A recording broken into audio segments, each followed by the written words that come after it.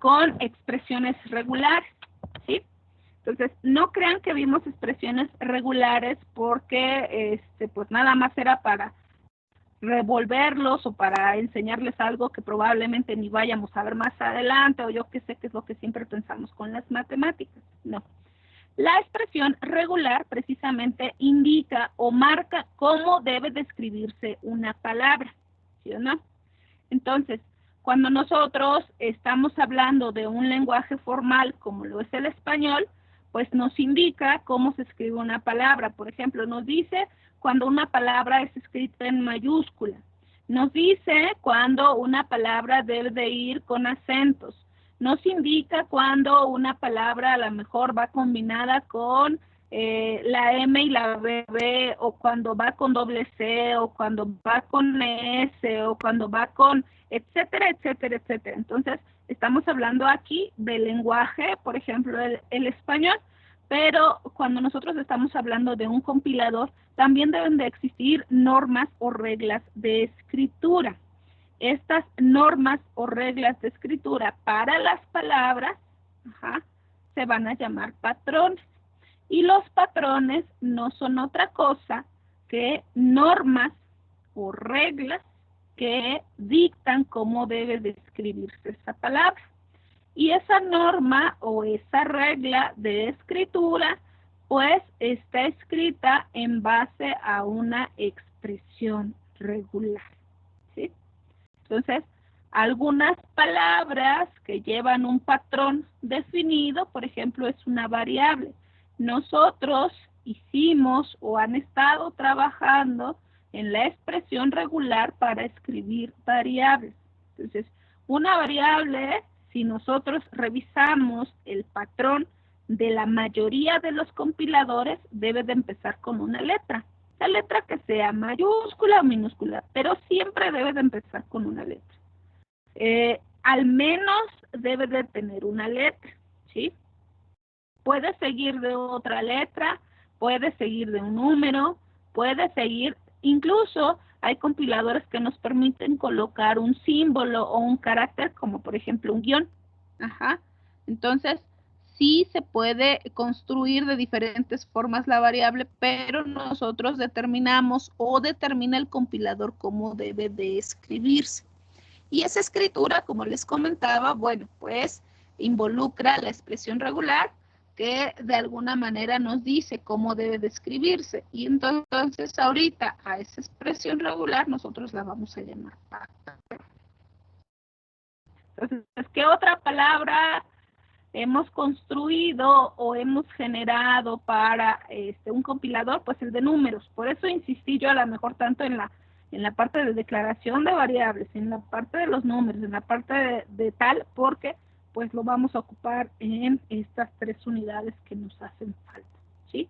La variable tiene un patrón de escritura, el número tiene un patrón de escritura, si es entero tiene un patrón, si es flotante tiene un patrón, etcétera.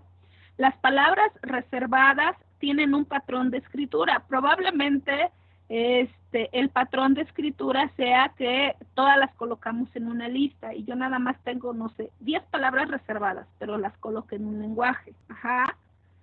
Y probablemente a mis palabras reservadas, en el caso de algunos compiladores, las ocupan con mayúsculas, en algunos con únicamente minúsculas, etcétera. Entonces, hay que definir cuáles son las palabras reservadas que no funcionan como variables o que no funcionan como funciones o clases o yo qué sé. Por ejemplo, la palabra reservada de escritura no se te puede ocupar como variable o como función, tal cual. La palabra reservada de lectura no se puede ocupar como variable, ni como función, ni como inicio, ni como nada. Por ejemplo, las palabras reservadas de sentencias de control como el para, el mientras, el repite, el caso, etcétera, tampoco se pueden ocupar como variables. Si yo coloco una variable que diga, por ejemplo, para, en el lenguaje español, vaya, no me la va a aceptar porque es una palabra reservada, ¿sí? Entonces, todo eso involucra precisamente la parte de el análisis léxico, que revise la estructura, la escritura, el formato, el orden, de cada una de las palabras. ¿Cómo revisa ese orden o cómo revisa que las palabras estén bien escritas? Por medio de un patrón. Y el patrón, bueno, pues puede ser el orden en que sigue la escritura de las palabras, o bien podemos representar ese patrón con una expresión regular. ¿Sí? Bueno, pues otra cosa que una norma o regla de escritura, un parámetro. ¿Sale, vale? Entonces, eso es lo que trabaja precisamente el analizador léxico. Generalmente es conveniente o es apropiado para un ingeniero en sistemas computacionales, sobre todo, hacer la programación de todos estos patrones. ¿Cómo puedo hacer la programación? Bueno, pues en algún momento ya vimos que son autómatas finitos, entonces lo que hace es empezar en el estado Q0. Si sucede esto, te vas hacia esta función. Si sucede esto otro, te vas hacia esta otra función.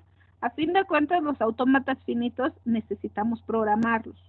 Y vimos que, bueno, pues cada estado es una función o una clase, o como ustedes lo programen, dependiendo de cómo programen.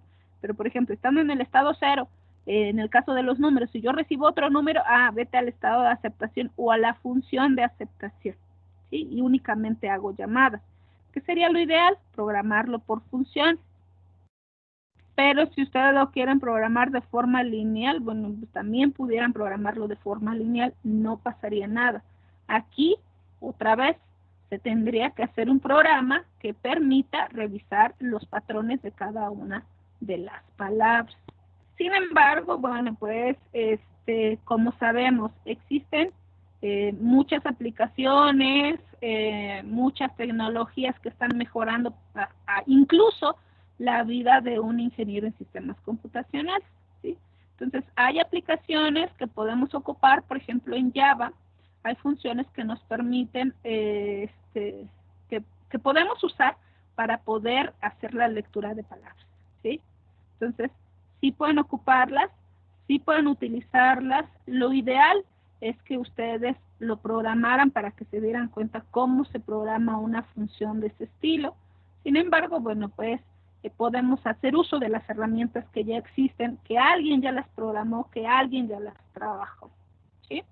Entonces, algunas de estas herramientas, bueno, pues las pueden ocupar, hay que checarlas, las vamos a ver obviamente, pero si las quieren ir revisando, pues tienen que ver con el JLEX o el LEX, JFlex, todo lo que termine más o menos con LEX de léxico, son aplicaciones, son bibliotecas o son librerías que pueden ocupar en los lenguajes de programación y que les ayudan a estructurar o hacer un programa que pueda revisar las palabras de un programa, ¿sale? O de un contenido de un programa, de un compilador en este caso.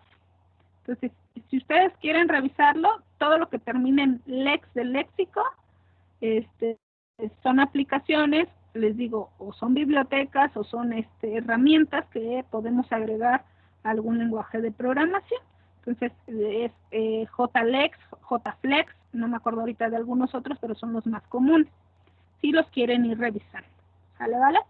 Y entonces, la unidad número 4 tiene que ver con eso. La vamos a ver muy rápido, yo creo que en 2 semanas la terminamos de ver, ¿sí?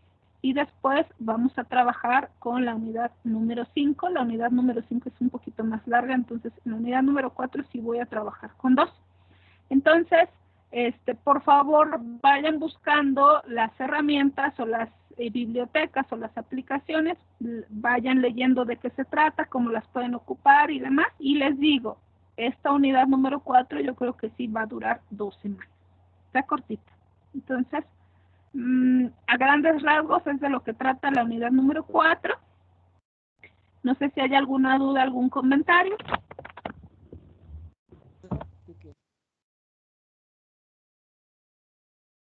Perfecto. Bueno, pues lo vamos a dejar hasta aquí.